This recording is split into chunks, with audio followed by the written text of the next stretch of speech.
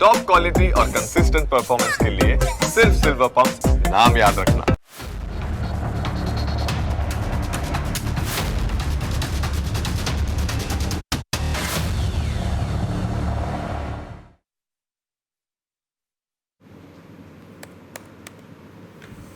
નમસ્કાર, હું Janak Dave. Full stop news analysis પ્રોગ્રામમાં આપનું સ્વાગત છે.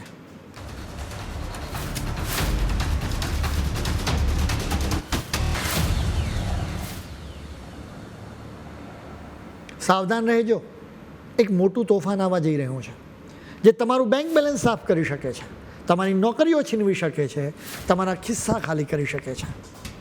અમે મહામંદીના જોખમની વાત કરી રહ્યા છીએ. અમારો હેતુ તમને ડરાવવાનો નથી, પરંતુ સતર્ક કરવાનો છે, જેથી તોફાનના સમયે તમે તમારા છતને બચાવી શકો, તમને ઓછામાં ઓછું નુકસાન થાય.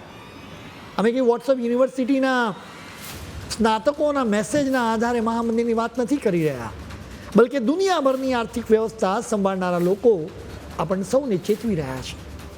આ એ જ સંસ્થાઓ અને બેન્કો છે જેમણે ભૂતકાળમાં આવેલા મોટા આર્થિક સંકટો વિશે પણ બિલકુલ સાચી ભવિષ્યવાણી કરી હતી. આજે એ જ નિષ્ણાતો ફરી એકવાર દુનિયાને ચેતવી રહ્યા છે અને જોરશોરથી ખતરાની ઘંટડી વગાડી રહ્યા છે. એટલે આ ચેતવણીને આપણે જરાય હળવાશથી લેવાની નથી. સૌથી પહેલાં તો જાણવું પડે કે મંદી એટલે શું. સાવ સરળ ભાષામાં સમજીએ ને તો માની લો કે તમારા ઘરની નજીક એક બજાર છે. આ બજારમાં અચાનક લોકો ખરીદી કરવાનું બંધ કરી દે છે અથવા બહુ ઓછું કરી નાખે છે. આવું થાય એટલે સ્વાભાવિક છે કે દુકાનદારની કમાણી ઘટી જવાની. કમાણી ઘટે એટલે દુકાનદાર પોતાના ત્યાં કામ કરતા માણસોને નોકરીમાંથી છૂટા કરે. હવે જેમની નોકરી છૂટી ગઈ છે તેમની પાસે બિલકુલ પૈસા ના રહે, એટલે તેઓ બજારમાં જઈને બીજી વસ્તુઓ ખરીદવાનું પણ બંધ કરે. આમ આખું આ વિષચક્ર છે ને ઊંધું ફરવા લાગે અને આર્થિક સ્થિતિ સતત બગડતી જાય. જ્યારે આવી પરિસ્થિતિ કોઈ એક બજાર પૂરતી સીમિત ન રહેતા આખા દેશના અર્થતંત્રમાં સતત 6 મહિના સુધી જોવા મળે ને ત્યારે તેને સત્તાવાર રીતે મંદી કહેવાય. જ્યારે આ જ નુકસાન આખા વિશ્વના સ્તરે થવા લાગે ત્યારે તેને આપણે વૈશ્વિક મહામંદી કહીએ છીએ. આ પરિસ્થિતિ આખી દુનિયાની સાથે સાથે એક ભારતીય તરીકે તમારા ખિસ્સા પર પણ કેવી રીતે અસર કરશે એ સમજવું ખૂબ જરૂરી છે. હવે મંદીની આગાહી કોણે કરી એના પર પણ એક નજર કરવી પડે. દુનિયાની આર્થિક બાબતોની જે સૌથી મોટી સંસ્થાઓ છે ને એનું નામ IMF છે, જેને આપણે વિશ્વના અર્થતંત્રના ઇમરજન્સી ડૉક્ટર પણ કહીએ છીએ. એણે બહુ મોટી ચેતવણી આપી છે. એ લોકોનું કહેવું છે કે આખી દુનિયાનો આર્થિક વિકાસ દર સતત ઘટી રહ્યો છે. આંકડાની ભાષામાં સમજીએ તો વર્ષ 2024માં વૈશ્વિક વિકાસ દર 3.3% હતો, જે 2026માં વધુ ઘટીને માત્ર 3.1% જ રહેવાનો અંદાજ છે. આ સંસ્થા ચોખ્ખું કહી રહી છે કે સ્થિતિ સુધરવા કરતાં વધુ બગડવાના ચાન્સીસ વધારે છે. તેના માટે તેમણે અમુક મોટા કારણો પણ આપ્યા છે, જેમ કે દુનિયાના દેશો હવે એકબીજાના માલસામાન પર પ્રતિબંધો મૂકી રહ્યા છે, એટલે કે વેપાર અટકાવી રહ્યા છે. શેરબજારો ગમે ત્યારે મોટા કડાકા તરફ જઈ રહ્યા છે. બજારમાં નોકરીઓની ભારે તંગી ઊભી થઈ રહી છે અને સરકારી નીતિઓ પરથી લોકોનો ભરોસો ઉઠી રહ્યો છે.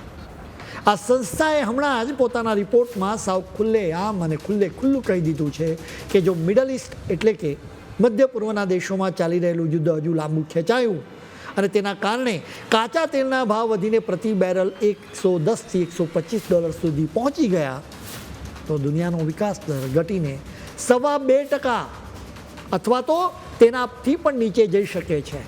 અને યાદ રાખજો, 2%થી નીચે જવું એટલે સાક્ષાત મંદીના મોઢામાં ધકેલાઈ જવા જેવું બરાબર છે. સોમવારના દિવસે બેન્ટ ક્રૂડના ભાવ $110 પાર થઈ ગયા. માત્ર IMFની વાત નથી, પરંતુ છેલ્લા કેટલાક સમયમાં JP મોર્ગને પણ ચેતવણી આપી હતી. JP મોર્ગને કહ્યું કે એવી 40% સંભાવના છે કે દુનિયા મંદી તરફ ધકેલાઈ જાય. વર્લ્ડ બેંકના ભૂતપૂર્વ પ્રમુખ ડેવિડ માલપાસ અને IMFના વડા ક્રિસ્ટિલાના જોર્જિવાએ સાથે મળીને એક બહુ જ ગંભીર ચેતવણી આપી છે. આ બંને મોટા માથાઓનું કહેવું છે કે આ આર્થિક મંદીના કારણે વર્ષ 2026 સુધીમાં વૈશ્વિક અર્થતંત્રમાંથી કુલ $4 ટ્રિલિયન સાફ થઈ જશે, એટલે કે ધોવાઈ જશે. હવે તમને એમ થાય કે આ $4 ટ્રિલિયન એટલે કેટલા? આપણા ભારતની GDP $4.15 ટ્રિલિયન છે. એટલે જ આ બંને મહાનુભાવોની વાતને જરાય નાની ન ગણતા આ બહુ મોટો આર્થિક ઝટકો આવવાનો સંકેત છે. સંયુક્ત રાષ્ટ્ર સંઘ અને મોર્ગન સ્ટેનલી પણ મંદી માટે લોકોને તૈયાર કરી રહ્યા છે. હવે જાણવું પડે કે એની અસરો કેવી રહેશે. સૌથી પહેલાં અમેરિકાની વાત કરીએ ને તો એ થોડું મજબૂત દેખાઈ રહ્યું છે, કારણ કે પોતે જ કાચા તેલનું ઉત્પાદન કરે છે. એટલું જ નહીં, એઆઈ સહિતની ટેકનોલોજીમાં એનો દબદબો છે. પણ કાચું તેલ મોંઘું અહીં થતાં જ અહીં ઈંધણ સહિતની વસ્તુઓની કિંમતો વધી ગઈ છે. એટલે કે મોંઘવારી વધી ગઈ છે, લોકો ખર્ચ કરવાનું ઘટાડી રહ્યા છે. હવે અહીં બેરોજગારી હજી વધવાની છે. શેર બજારમાં મોટો કડાકો આવી શકે છે. આવી સ્થિતિમાં $39 ટ્રિલિયન વધુનું દેવું અમેરિકાના હાથ બાંધી દેશે. નાની મોટી મંદી તો એ સહન કરી લેશે, પણ જો આ સ્થિતિ લાંબા સમય સુધી રહીને તો અમેરિકાની હાલત ખૂબ ખરાબ થવાની છે. બીજી બાજુ યુરોપની હાલત તો સાવ ખરાબ થવાની છે. જર્મની અને ફ્રાન્સ જેવા મોટા દેશો કાચા તેલ અને ગેસ માટે બીજા દેશો ઉપર નિર્ભર છે. એની કિંમતો વધતા ત્યાંની ફેક્ટરીઓ બંધ થવા લાગશે, ઉદ્યોગો ભાંગી પડશે અને બેરોજગારી આસમાને પહોંચે. ત્યાં પહેલાંથી જ આર્થિક વિકાસ દર સાવ ધીમો, એટલે કે 1.1%ની આસપાસ જ છે. હવે વાત કરીએ આપણા પડોશી ચીનની. તો આ આખો દેશ નિકાસ પર નભે છે. સવાલ એ છે કે જો આખી દુનિયામાં મંદી હશે તો ચીનનો માલ કોણ ખરીદશે? અહીંનું પ્રોપર્ટી માર્કેટ પહેલાંથી ડૂબેલું છે. યુવાનોમાં બેરોજગારી વધી રહી છે અને પ્રાંતોની સ્થાનિક સરકારો દેવામાં ડૂબેલી છે. ચીનની સરકાર આર્થિક પેકેજ આપીને બજારને ટેકો આપવાનો પ્રયત્ન તો કરશે, પરંતુ ત્યાંની ઘટતી વસ્તી અને જરૂરિયાત કરતાં ઉત્પાદનની સમસ્યા નડતી રહેશે. ટૂંકમાં કહીએ ને તો બધા દેશોની હાલત તો ખરાબ થવાની છે. હવે તમે કહેશો કે આપણા ભારતની વાત કરો. પહેલાં એક સારા સમાચાર સાંભળી લો કે ભારતમાં ભયાનક મંદી આવવાની શક્યતા ઓછી છે. વર્લ્ડ બેન્કે અનુમાન લગાવ્યું છે કે વર્ષ 2025-26માં ભારતનો વિકાસ દર 7.6% રહેશે. અને જો બહુ જ ખરાબ પરિસ્થિતિ આવે ને તો પણ આપણે 6.5થી 6.6%ના દરે વિકાસ તો કરીશું.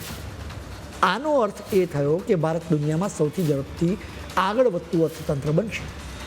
આનું મોટું કારણ એ છે કે આપણી આર્થિક વ્યવસ્થા દેશની અંદર જ ડિમાન્ડ પર ચાલે છે. આ આપણા માટે એક મજબૂત ઢાલ છે. દક્ષિણ કોરિયા કે વિયેતનામ જેવા દેશોની જેમ આપણે સામાન વેચવા માટે યુરોપ કે અમેરિકા પર નિર્ભર નથી. આને તમે એક મોટા સંયુક્ત પરિવાર જેવું સમજી શકો, જ્યાં ઘરના સભ્યો માટે ઘરમાં જ રસોઈ બનતી હોય. એટલે બહાર ભલે ગમે તેવી મંદી હોય, પરંતુ ઘરનું રસોડું તો ચાલતું જ રહે. પણ આનો અર્થ એવો નથી કે આપણને કશું જ નહીં થાય, કારણ કે આપણે દુનિયા સાથે પણ વેપાર તો કરીએ જ છીએ. એટલે આ મંદીનો આંચકો આપણને પણ અલગ અલગ ક્ષેત્રોમાં અચૂક લાગશે. સૌથી મોટું જોખમ આપણા આઈટી અને સોફ્ટવેર ક્ષેત્ર પર છે. ઇન્ફોસિસ, TCS, વિપ્રો અને HCL જેવી આપણી મોટી કંપનીઓ મોટાભાગની કમાણી અમેરિકા અને યુરોપના ગ્રાહકો પાસેથી કરે છે. જ્યારે ત્યાં મંદી આવે ને ત્યારે એ કંપનીઓ સૌથી પહેલાં પોતાનું આઈટી બજેટ કાપી નાખે, નવા પ્રોજેક્ટ બંધ કરી દે અને આઉટસોર્સિંગ ઘટાડી દે. જેમ કે અમેરિકાની કોઈ બેન્કે TCSને એપ બનાવવાનું કામ સોંપ્યું હોય અને ત્યાં મંદી આવે તો એ પ્રોજેક્ટ અટકાવી દે, જેનાથી આપણી આઈટી કંપનીઓને મોટું નુકસાન થાય અને બેંગલુરુ, હૈદરાબાદ કે પુણેમાં કામ કરતા હજારો એન્જિનિયરોના પગાર અટકી શકે અથવા નોકરીઓ જોખમમાં આવી જાય.